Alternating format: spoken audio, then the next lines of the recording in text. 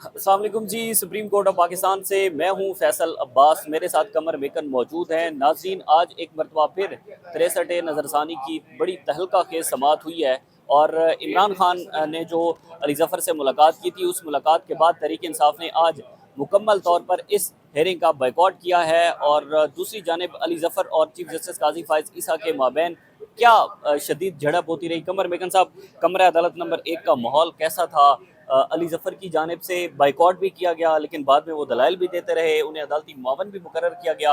क्या सूरत हाल थी कमरा अदालत की? बिस्मिल्लाहिर्रहमानिर्रहीम। बहुत शुक्रिया फैसल साहब। जो प्रोफेशनल वकला होते हैं ना, वो अपना प्रोफेशनलिज्म जो है वो सबसे पहले आगे रखते हैं, उसके बाद पॉलिटिक्स और बाकी चीज़ें जो हैं वो उनकी होती हैं। बैरिस्टर अली ज़फ़र साहब जो है वो बहरहाल एक अच्छे और बेहतरीन प्रोफेशनल वकील है और इमरान खान साहब का भी बड़ा एतमाद है उनके ऊपर। कमरा अदालत के अंदर आज सबसे पहले कल इसी बात पर समाअत मुलतवी हुई थी कि बैरिस्टर अली ज़फ़र साहब अडयाला जेल इमरान खान से मुलाकात करेंगे और मुलाकात के बाद वहाँ से हिदायत लेकर वापस कोर्ट में आएंगे और फिर वो हिदायत के मुताबिक कार्रवाई आगे जो है वो चलेगी और वो वहाँ से जो डायरेक्शन मिलेंगी वो कोर्ट के सामने रखेंगे। तो रात हमने जो वीडियो की थी उसमें आपको याद होगा जो चीज़ें मैंने आपके सामने रखी थी, और आज अदालत के अंदर बिल्कुल वैसा ही हुआ। इमरान खान ने काजी फायज़ ईसा साहब के ऊपर अदम एतमाद भी किया। अदम एतमाद करने के साथ साथ उन्होंने कहा कि हमें इस बेंच के ऊपर भी एतमाद नहीं है, क्योंकि जिस कमेटी के तहत ये बेंच बना गया है उस कमेटी की कॉन्स्टिट्यूशन जो है वो ठीक नहीं है। उस जो कॉन्स्टिट्यूट की गई है कमेटी 3 रुकनी, उसमें तीसरे जज तो बैठ ही नहीं रहे, तो 2 जज बैठ कर फैसला कर रहे हैं, तो वो भी हमें काबिल कबूल नहीं है। इसलिए उन्होंने इस बेंच पर अदम एतमाद करते हुए बाइकआउट किया है। अब कुछ लोग कह रहे हैं दरख्वास्तें वापस ले ली, तो दरख्वास्तें वापस नहीं ली। वो इमरान खान साहब क्योंकि बाई नेम फरीक थे, तो इसलिए फिर उन्होंने इसका हिस्सा बनने से इनकार कर दिया है। लेकिन उससे पहले एक चीज़ इमरान खान साहब के वकील बैरिस्टर अली ज़फ़र ने अदालत के सामने रखी, वो ये थी कि इमरान खान साहब खुद अदालत में पेश होकर या वीडियो लिंक के ज़रिए वो बात करना चाहते हैं और अपनी सिफारशात या गुजारिशात अदालत के सामने रखना चाहते हैं, जिसको इस बेंच ने मुस्तरद कर दिया। उसके बाद बैरिस्टर अली ज़फ़र ने बेंच के ऊपर बाकी तमाम जो दलाइल थे वो दिए, और काजी फायज़ ईसा साहब आज भी उनकी बात सुनने के लिए, उनकी बात मानने के लिए किसी सूरत भी तैयार नहीं थे। जैसे ही बैरिस्टर अली ज़फ़र कोई बात करना शुरू करते थे, काजी फायज़ ईसा साहब टोक देते थे। और बैरिस्टर अली ज़फ़र ने आखिर तंग आकर ये कहा कि अगर आप मुझे बात करने देंगे तो ठीक है, वरना मैं यहाँ से चले जाता हूँ। उसके बावजूद उनको बात करने की मुकम्मल इजाज़त फिर भी नहीं मिली। आखिरकार उन्होंने बाइकआउट ही करना पड़ा और उन्होंने बाइकआउट कर दिया। अब आते हैं दूसरे मामले की तरफ कि वो दोबारा वापस दलाइल क्यों देते रहे। बिल्कुल। जो दोबारा उन्होंने दलाइल उसको नहीं कहेंगे, वो अदालत की मुआवनत थी और वो काजी फायज़ ईसा साहब की रिक्वेस्ट पर की गई थी। काजी फायज़ ईसा साहब ने बाइकआउट करने के बाद बैरिस्टर अली ज़फ़र को कहा कि कुछ सवालात हैं हमारे अदालत के, अगर उस पर बतौर अदालती मुआविन आप हमारी रहनुमाई कर दें तो हम शुक्रगुजार होंगे। उस पर फिर बैरिस्टर अली ज़फ़र ने अदालती मुआविन बतौर अदालती मुआविन उन सवालात को एड्रेस किया। उसमें कोई मुखालफत में दलाइल या किसी के हक़ में दलाइल या वो चीज़ें नहीं थी। कुछ आइनी और कानूनी मामलात ऐसे होते हैं जिसमें अदालतें मुआविनीन से मुआवनत मांगती रहती हैं कि हमें क्या करना चाहिए, इसका सवाल, ये जो सवाल खड़ा हो गया आइनी, इसका जवाब क्या होगा। तो इन मामलात पर डिस्कशन होती है और वो एक as a constitutional lawyer barrister Ali Zafar ने एक प्रोफेशनल वकील होने के नाते अदालत के साथ जो है डिस्कशन की है, मेकन तो वो साहब वो इतना कोई पीटीआई के ऑब्जेक्शनेबल चीज़ नहीं है। मेकन साहब वो पीटीआई के सेनेटर भी हैं, और अगर कहा जाए कि वो प्रोफेशनल वकालत को पहले रखते हैं और वो अपनी उस सियासी चीज़ों को, इमरान खान पीटीआई की चीज़ों को बाद में रखते हैं, तो मेरे ख्याल में फिर सियासत में आने का फ़ायदा ही नहीं था कि भाई आपने अगर वकालत ही ज्वाइन करनी है तो फिर वकील ही रहें, अदालत को मुतमईन ही करें। जब इमरान खान ने ये कह दिया है कि पीटीआई ने मुकम्मल तौर पर बाइकआउट करना है, किसी किस्म की कोई चीज़ का हिस्सा नहीं बना, जब बेंच ही वो पीटीआई ये कहती है कि बेंच ही जो है वो गैर कानूनी तौर पर बना हुआ है और समात भी गैर कानूनी तौर पर हो रही है, तो मेरे ख्याल में फिर भी कोई मावनत का कोई गुंजाइश कहीं पर रहती नहीं थी। रहती इस तरह से है कि बैरिस्टर अली ज़फ़र ने फिर भी कोई मौका जाने नहीं दिया अपने उन दलाइल और अपने उन जवाबात के अंदर काजी हेलो फायज़ हेलो, ईसा साहब को माइक ये टेस्टिंग। समझाने हेलो में हेलो। कोई मौका भी उन्होंने नहीं छोड़ा कि भाई आप जो कर रहे हैं ये ठीक नहीं है। आप ये सोचना होगा, देखना होगा कि बैरिस्टर अली ज़फ़र ने बतौर अदालती मुआविन फिर क्या कहा। जब पीटीआई के वकील थे तब तो उन्होंने अदम एतमाद कर दिया, बाइकआउट भी कर दिया। उसके बाद बतौर अदालती मुआविन उन्होंने कहा क्या कहा, ये कुछ चीज़ें आपके सामने रख दूँ अगर आपकी ऑडियंस के लिए। बतौर अदालती मुआविन जब उन्होंने अपने दलाइल का आगाज़ किया तो उन्होंने चीफ जस्टिस काजी फायज़ ईसा को ये बताया कि 63A के हवाले से सदर ने एक राय मांगी थी, इस राय के ख़िलाफ़ नज़रसानी दायर ही नहीं हो सकती।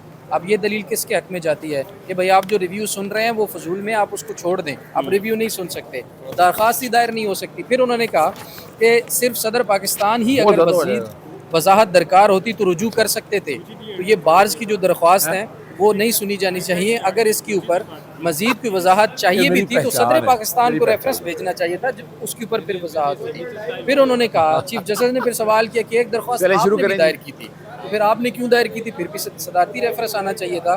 तो फिर बैरिस्टर अली ज़फ़र ने जवाब दिया कि हमने जो दरख्वास्त दायर की थी वो फ्लोर क्रॉसिंग पर ताहियात नाअहली की थी, उसका इस रिव्यू के साथ या वोट काउंट होने के साथ कोई ताल्लुक जो है वो नहीं था। फिर चीफ जस्टिस ने कहा कि 63A का फैसला देने वाले अक्सरियती जजेस ने राय का लफ्ज़ इस्तेमाल किया था या फैसले का। इस पर बैरिस्टर अली ज़फ़र ने कहा कि ये तो अदालत ही बता सकती है कि वो राय थी या फैसला था। तो ये वो कानूनी और आईनी सवालात थे। मैं आज आपने सुप्रीम कोर्ट में समाअत सारी देख ली है, उस मौके को भी अपने फायदे और अपनी पार्टी के लिए वो दलाइल के तौर पर फायदे के लिए इस्तेमाल किया और पीटीआई को ही हुआ। सुप्रीम कोर्ट को चाहिए था अदालती मुआविन दलाइल देने का मतलब सारे मामले के अंदर अगर फुल कोर्ट तश्कील दे देते खिलाफ जाते हैं तो किसी भी पार्टी को कोई एतराज नहीं होना था और उन्हें आना चाहिए था। नजर ये आ रहा है, मैं बैठा हूँ अंदर, नजर आ रहा है कि ये शायद फैसला आज दे देंगे या अमूमन जुमे वाले दिन आपको पता है फैसले आते हैं और फैसले हमें पता है। फैसला यही है कि जनाब आप डिफेक्शन कर सकेंगे, आप मुनरफ हो सकेंगे, वोट काउंट होगा। तो ये असल में राह हमार की जा रही है आईनी तरमीम की, आईनी तरमीम और आईनी तरमीम के बेनिफिशियरी डायरेक्ट जस्टिस काजी फैसल साहब हैं। नहीं, अब तो कोई डाउट रह नहीं जाना चाहिए और बल्कि उन्हें इस हवाले से बड़ी वजाहत के साथ उन्हें तो खुद बेंच में बैठना नहीं चाहिए था। चले वो बातों को आगे चलता हूं, तो फुल कोर्ट के हवाले से ये बात सामने आती तो बहुत से मसाइल हल हो जाने थे। अभी मैं आपके सामने आज बताने लगा हूँ कि जस्टिस काजी फैसल साहब जो कह रहे हैं कि मैं इंसाफ राम करता हूँ, ये पूरी लिस्ट है मेरे सामने, अब नाम लिए मैं आज साबित करूंगा सकते हैं या फिर आप बार-बार जो नाम इलेक्शन होने थे, नई सुर्खी बनाने के लिए 1 साल के बाद इलेक्शन हुआ। तो बैरिस्टर अली ज़फ़र ने फिर उनको और कमाल की बात है सेक्शन 57 में तरमीम की गई आइन के आर्टिकल्स के अलावा कि सदर पाकिस्तान या गवर्नर को तारीख था इलेक्शन की डेट देने का। सर अखबार की हेडलाइन की अगर आप बात कर रहे हैं तो फिर मैं आपको ये भी बता दूं कि तरमीम करके क्या कहा लगी हुई थी कि जनाब इलेक्शन की तारीख इलेक्शन कमीशन देगा। ये कहा ना बिलावल भुट्टो जरदारी जनाब के बेंच के सामने आया बोल पड़े नहीं हम और उन्होंने अपने ऑर्डर में लिख दिया कि सेक्शन 57 हमारे सामने चैलेंज नहीं हुआ।